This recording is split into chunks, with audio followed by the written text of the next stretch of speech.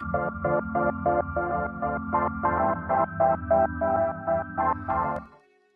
I'm Yamalite, you're watching Early Game View, and this is a preview of Stories, the Path of Destinies. Stories is developed by a Canadian company called Spearhead Games. You might know them by their two other games, one of which is the free-to-play MOBA called Arena Cyber Evolution, and the other one is a co-op action puzzler called Tiny Brains, which I personally found actually pretty cool. So this is a preview of their third forthcoming game that will be released this year for PS4 and PC. It's a quite early build, there is a lot of things missing and it only gives you a small slice of gameplay. I got the key directly from the developers and I want to thank them for that. So this is a really unique opportunity to have a look at what the game will look like. So Stories is the game about choosing your own adventure, but it's as well an action RPG with elements from Metroidvania and some very awesome narrative. So it's a very unique combination. There are a few things that I want to warn you before doing this video. So one of them is that, again, this is a very early preview build, which means there's a lot of things missing and a lot of things are rough around the edges. One of them being the fact that I actually had to meddle with the Unreal Engine INIs to make it work full screen. The other thing is that at the moment the game works only with a controller and all the prompts on screen are for PS4 controller, but developers said that the final release for PC will support keyboard and mouse, which is, I think, pretty cool because it's an action RPG and, you know, I probably even prefer play it with mouse and keyboard. But without further ado, let's jump right into the game and have a look. So this game has a really cool narrator, and I'm not gonna talk along with him because that would be a waste, because it's just amazing. It reminds me a lot of the Bastion stuff, and, you know, he does that along the gameplay as well, so I'll try not to speak over him too much. And right off the bat, when you hit a new game, you will actually be presented with intro and you will have to choose the path you will take right away, which is, I think, is just fantastic. So this preview build features 2 levels and we're gonna pick the more interesting one that I think it is. I think it will be like about 10 minutes of play, but I will be able to show you all the mechanics and give you the feel for the narrative. So I'm gonna hit the new game now and you will listen through the narrative, which I found to be very awesome. Let's do this. All that had been years ago. How many? The war was a blur, and now 3 Raven scout ships were chasing him. "Where are you running, rebel?" cawed the Raven captain over the loudhailer. Renato could see them cranking up their catapults. "Just going out for milk?" Renato yelled back. "Where can you run?" laughed the Raven horribly. Far behind him, another city was burning. The dark cloud above its island was thousands of Imperial ships. The fleet was doing a thorough job.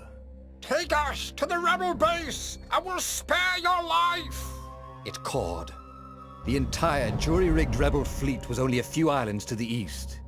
Beyond that were only the pillars of heaven. A sea of endless blood-colored tornadoes. The rebellion was out of time. Unless Renato could bring a game-changer. Maybe he could. Renato had found out where he could find the pieces of the Sky Ripper, the legendary weapon that had exiled the lost gods. Surely a legendary weapon could win the final battle. On the other hand, his old friend Lapino had sent Renato a desperate message saying he had a brilliant scheme to save the rebellion. If Renato could only rescue him. Renato dived the Farfarer towards the abyss. As he felt the heat of the jet stream, the Raven ships peeled off, not stable enough to follow him down there. Now it was time to choose. Lapino or the Sky Ripper.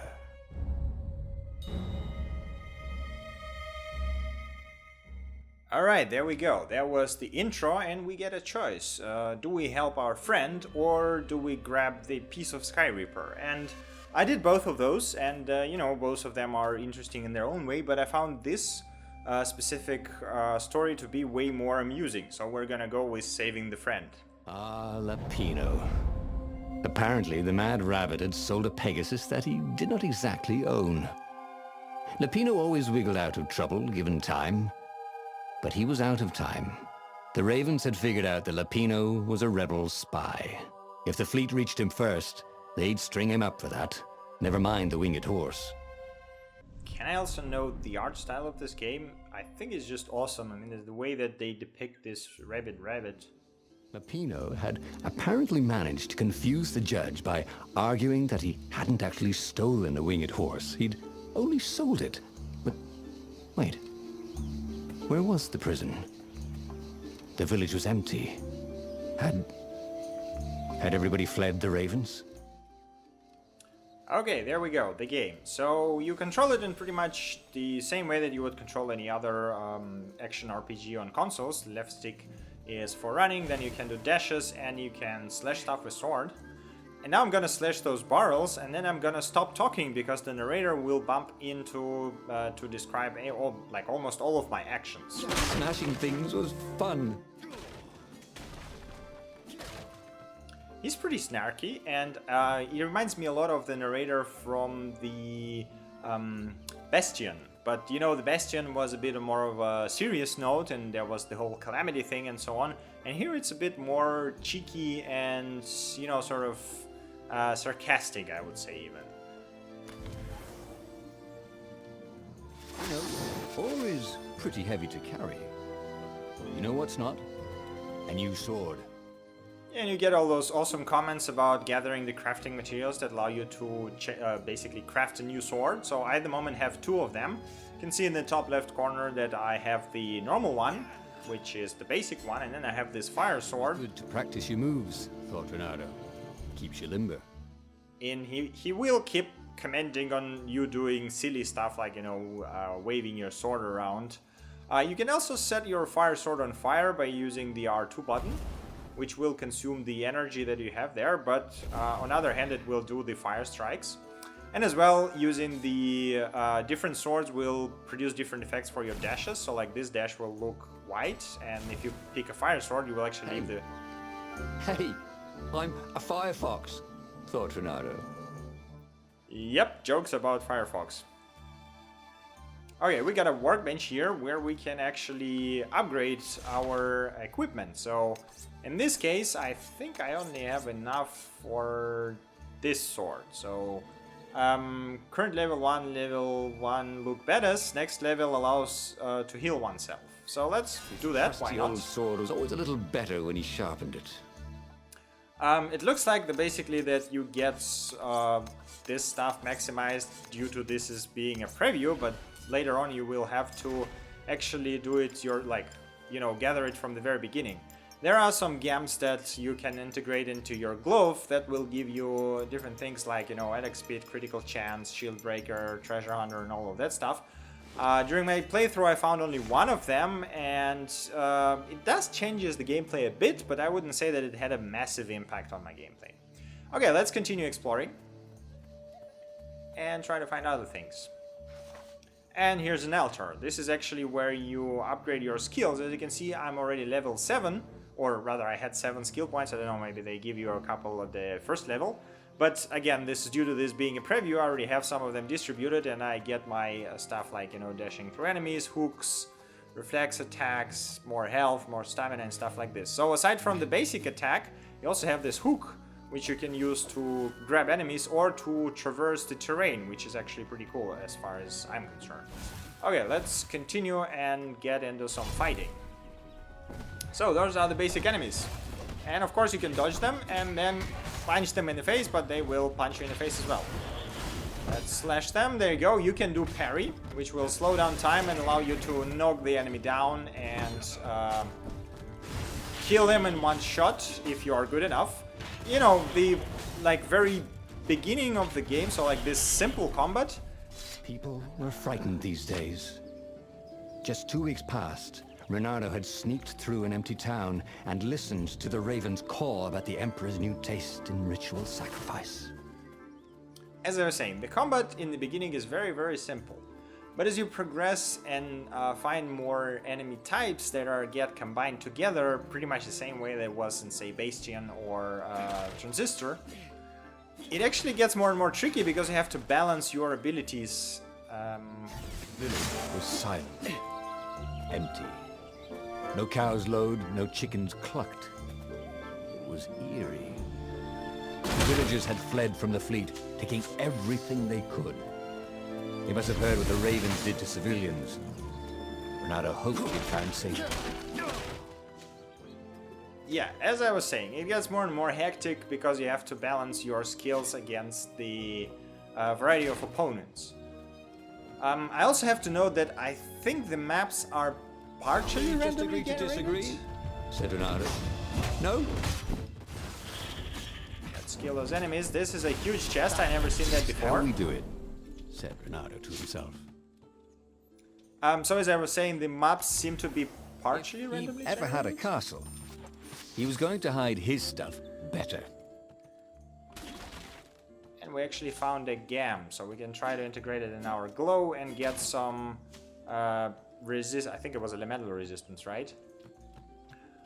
But yes, even though the combat begins very simple, it ends up being quite hectic even through this first level when they add in the magic enemies, which bring a lot of actually pain in ass to, you know, just get close to them and try to hit them before they throw a spell at you. Okay, let's try to find other cool stuff here. It always seems to be worth exploring around because there are like a lot of chests and resources you can gather. Obviously, you know, since in a preview you cannot really play more than one level, that doesn't make too much sense. But the cool part about this game is that actually once you beat it, at least that's what I read so far about it. So once you beat the game, you can actually replay it from the very beginning with all the gear and stuff going from the previous game. So it's like, you know, new game plus essentially. And there's nothing in here. And obviously enemies will be tougher, and I think that because there is this way to choose your adventure, and you know, this, I imagine the choices will depend on one each other, and in the end there will be like a very complicated structure to the story you make. You would want to replay it quite a lot of times actually to get all the endings, maybe, if you're into this kind of stuff. And you know, if they make the combat interesting enough with enough upgrades, I would definitely go just for the combat because it's pretty fun. Okay, what do we have here? We have, I don't think I have anything, I don't have enough. We have workbench. Ooh, so. a workbench. Did he have any jewels he hadn't tried out? Yep, we do. So He increases resistance to spell damage. Perfect. That's really cool because I hate the mages. Firewalls only let you through if they think you're hot enough. And yeah, this is sort of Metroidvania parts. You can use your sword to unlock doors. Some kind of magic ice sword. And the Starkey Commander will tell you, yeah, that you need a fire sword. So we do have a fire sword. We can open that one. And get in and find something great in there. What's there? What was behind that door? Renato's nose told him there was treasure there. They must have forgotten it in a hurry. Surely they wouldn't mind if he helped himself to it. After all, they wouldn't even know. So as you can see here, I can use my hook to traverse this. But as far as I understood, I cannot really reach that part right now because I'm missing some ability here.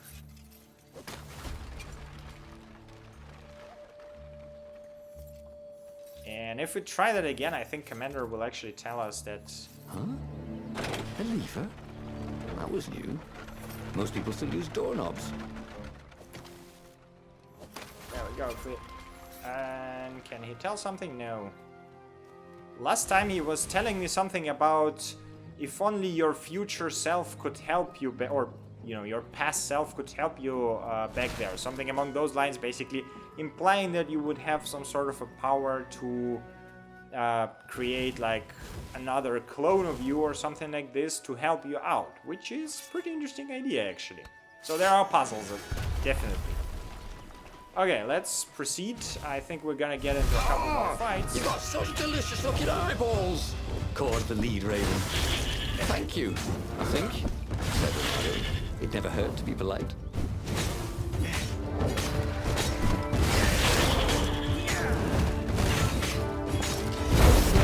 Bring out your eyes. As you can see, we can set them on fire and they explode. In a slow motion, by the way. Renato felt ready to become faster, stronger, bolder. If only he could figure out which. And I find those comments absolutely amazing. It's like, I've heard them several times already, but it's still really fun. There had to be something useful in these things, didn't there? Yep, of course, food is useful. Alright, I think we're gonna get This is why heroes are called dashing, Renato thought. See? Dashing? Get it? Yeah, so, and this, again, this thing seems to be related to one of the layer abilities. I am not exactly sure what this does, Renato but... felt like he was ready to learn new things. Thank goodness he didn't have to go to school for that. And now we can use Altar to actually learn a new skill. And I don't know, let's... Like, this is just plain defense and damage increase. Most interesting skills are like down here, of course, as usual. But we can do the combo, so perfect strikes will do more damage. So let's get Missed that. his old skills. He welcomed them back like he was at a reunion. And let's continue venturing down. We got a bench here, which is not necessarily useful for us. And I see a chest over there in the distance. Gonna grab it. The right jewel could really give you an edge. The wrong, well, it still looked pretty, didn't it? And we got another jewel for us, so we can plug it into our glove, which actually didn't happen last time. So what is it? 10% attack speed, which is quite a lot actually. Let's have a look. Can't I attack now? Now I can, okay. Let's actually have a look. Do I have enough resources to upgrade swords or buy one? No, I need a lot more essences, like a lot more essences, and I don't have any of those. Okay. I guess maybe if you're really lucky, you can actually collect enough to craft a new sword in this like preview build as well. Ow. No, ow. Okay, there we go.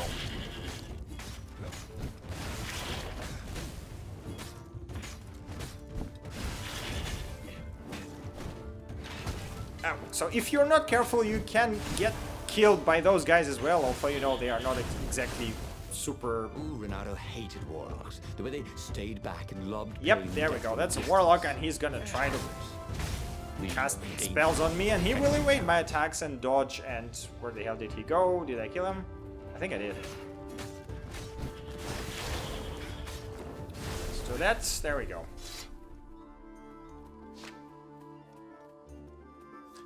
There's also some pretty awesome comments about your fighting style when you actually defeat enemies without getting hit. It's like I got like once or twice because I suck at this combat, but that was really awesome. Like, I really like this narrator.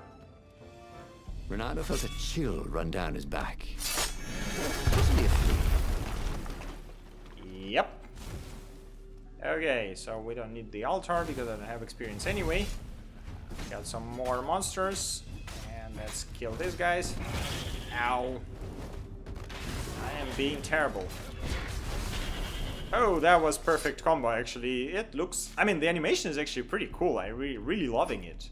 I'm really interested in seeing the storyline actually more than the gameplay because I found it to be very, very cool. You know, both of those missions that I played in a preview were really well written, and you know, the narration, the storyline, all of that stuff looks really cool. And we found our rabbit. Let's talk to him.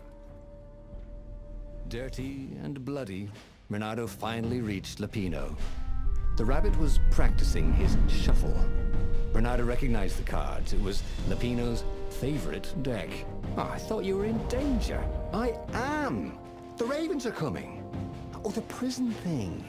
Right, yeah, see, this guard owed me 53 ducats, so we made a deal. They're very reasonable people, actually, for weasels. Now, I got a brilliant plan to kidnap Zenobia.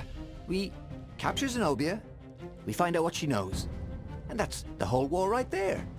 Easy peasy, lemon squeezy. Capture the Emperor's greatest general, who also happened to be a deadly sorcerer and, oh, his only daughter. That would be worth it. On the other hand, he could still get to the core of the Sky Ripper, even if he couldn't get the whole thing. It must have great power.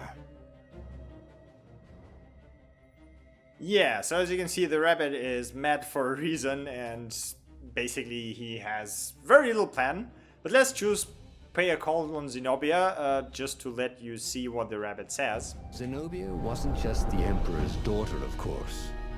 She'd been Renado's best friend in Sword Fu school. And you're still mad for her, the rabbit reminded him. They'd been close. She'd told him things no one else knew, but she'd never told him who she really was. She knows all the Emperor's plans, chuckled the master spy. She won't give them up easily. She'll tell the interrogators, all right, said Lapino. Taking her would change the game, all right. And that's basically all I have to show you in this preview build. I don't know about you, but I'm really hyped for this game. This, like what I've seen so far, looks pretty damn amazing. And it's coming early 2016, which I really hope means in the next couple of months. And I cannot wait to play the whole game. This looks just amazing and definitely like my cup of tea. So this was Stories, The Path of Destinies. If you're interested... oh yeah, and actually this screen is lying. It's coming to PS4 and PC as well. So you can grab it on Steam once it's up there. And yeah, let's wrap it up. So this was Stories, The Path of Destinies. Once again, thanks to the developers for providing me with this preview copy. I hope you enjoyed it as much as I did. Thank you for watching, and I see you next time. Bye!